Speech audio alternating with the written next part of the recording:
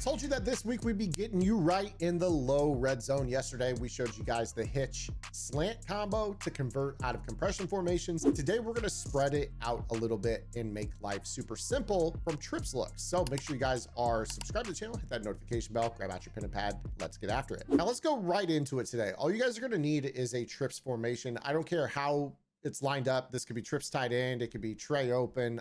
Just needs to be spread trips with 3 receivers to one side of the field. Now, the combo that we're going to be breaking down today involves the middle receiver on a flat route, the outside receiver on an in route, and then the inside most receiver on a vertical route that will basically be dictated by what shell you think the defense is in.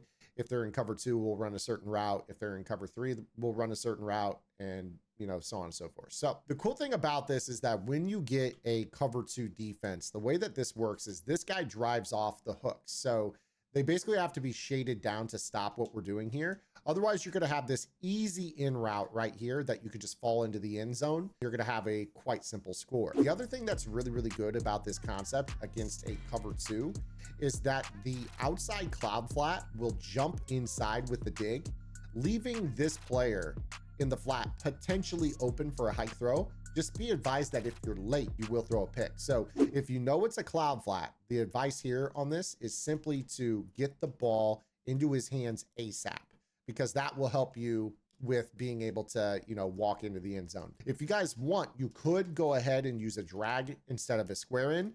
But again, you see right here, the square in is going to allow the cloud flat to kind of peel back more. The square in thus is more open.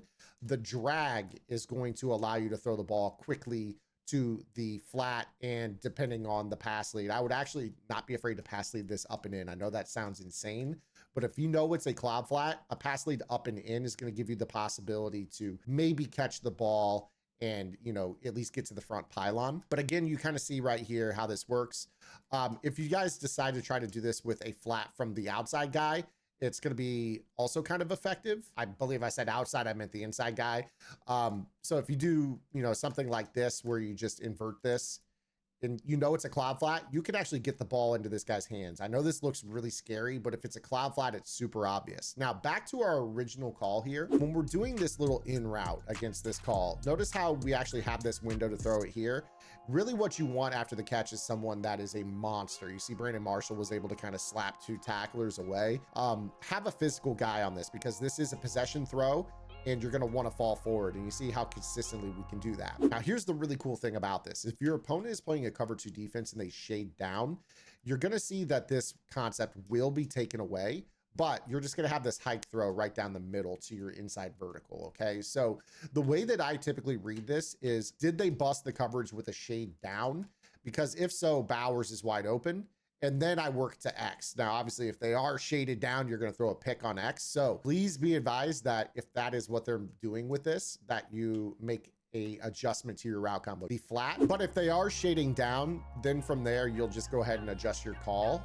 In these particular cases, what I like to do is just go with 2 streaks. You don't really want the fade route to the outside player. So if you want to motion them in, put them on a streak and then motion out, that will give you the route you're looking for. It's quite useful. Because when they do that, again, you're going to have that safety that has to get out there and play that. Now, if you do, against a shaded down cover 2, want to actually run a regular fade, just be advised that it's kind of hard to get there. You see right there, I was able to throw that, but again, that's a tough kind of window to hit. Just make sure it is in fact a cover 2, because if it is, a cloud flat, there's a chance that you're going to end up throwing a pick. Okay. Because if they don't shade and you go to throw this, he's going to be right in that perfect spot. Okay. Now, if they are playing a cloud flat, this allows you to kind of recognize that and just hit what's called an Ohio concept. An Ohio concept is just an out route from the slot, and it's really, really useful. If you see that guy kind of backing up or whatever, you might be able to throw this into the front pylon. You might even go with the quick flat throw out of this, where you just put the inside guy, the middle guy rather, on a flat route, and then put that fade. And again, if he kind of backs up, you're just going to throw it to the front. And you see right here, I can at least get myself down to the 2 or the 1. So we're able to kind of just inch forward a little bit on this call. Now that's cover 2. I kind of broke down all the different things you can do against cover 2. Where this is going to get really, really nice is against cover 3. In particular, because you're always going to have this in-breaker open against cover 3 and cover 4 defenses. This throw is so money against any zone that's not shaded down. But the really cool thing is that if they are starting to play a cover 3 and shading their coverage down, the in break is really, really easy to throw.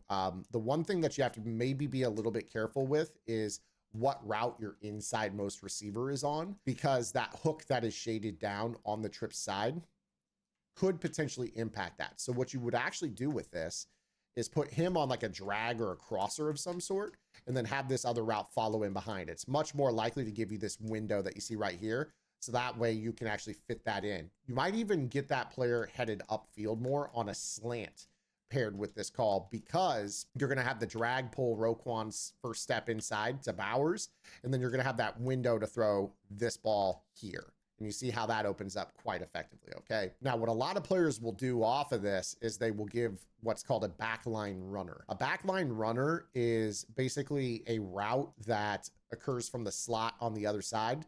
So for the purpose of this, I might go ahead and put Justin Jefferson on this. You just basically stem up a post or a crossing route. If you're close enough, the crossing route will actually, just run the back line like you see, like so. And what this will do for you is this will allow you against those cover 3 defenses to have a potential window. Okay. So like, let's say that they're shaded down. You're going to see that in this play, look at how right there, how B was just wide open. So I kind of held the ball just to kind of prove the point. I'm going to call that cover 3 again. And again, with this, all you're doing is flat, slant, or in route to X, crossing route, and then the backline runner. The backline runner can be anybody. I could put Gale Sayers on this route. Again, if you want to do this, just make sure you stem it so it turns into a dig along the back of the end zone. And this is going to be a perfect call. So X is there. That was there early. And then look at Sayers in the back of the end zone. Boom. Obviously, keep your feet inbound. So pretty simple to do, really. Really, really good call. Now, if your opponent's playing cover 4, cover 4 obviously has the safeties kind of in the back of the end zone in the middle. There's 2 of them rather than 1. So that backline runner is a little bit tougher to hit, but let's go ahead and run kind of a similar call here. So when we go to this cover 4 defense shaded down, again, we have a flat to cup, a slant, a drag, and then a backline runner. So I'll just go ahead and put, Jefferson on this. And you're going to see here that, again, X is open. I should have hit that bang. And then this backline runner is a tougher throw. Okay. So what you're going to want to do with this is I like to change the route that right bumper is on to a slot fade. And the reason that we do that is we want to have the ability to have him widen out that, not only the flat, but also carry that corner as well. So you could use a slot fade, or you could use a corner route for this. And what you would do is stem that all the way down, because what you want is the ability for him to keep that purple zone or the flat underneath, as well as the outside quarter from kind of, impacting that. Then from there, keep your backline runner. So again, we're still reading this with Marshall as kind of our primary. It really can be Bowers to Marshall to Jefferson. Okay. So cover 4, Bowers, no, Marshall, yes. And then Jefferson in this window here. But again, that's a tough throw. So if you guys want to be really, really, really careful with it, give yourself, something that is attacking the sideline a little bit faster. Okay. Out routes, slot fades. It's kind of up to you and your comfort level. With this, again, you can stem up pretty much whatever you want. As long as it just runs the back line without stepping out of bounds, you'll be okay. So again, we're waiting on Jefferson. He's going to run along the back line. And then there it is. There's your kind of window. You have to have that player that is going to the flat, pulling both the flat and the deep zone on that side to open up the back line. Otherwise, it's all pretty much the same concept. I mean, it's really, really effective. Cover 4, even when they shade down, you're going to have, this window. Linebackers are way better at jarring the ball loose, obviously. So just be careful.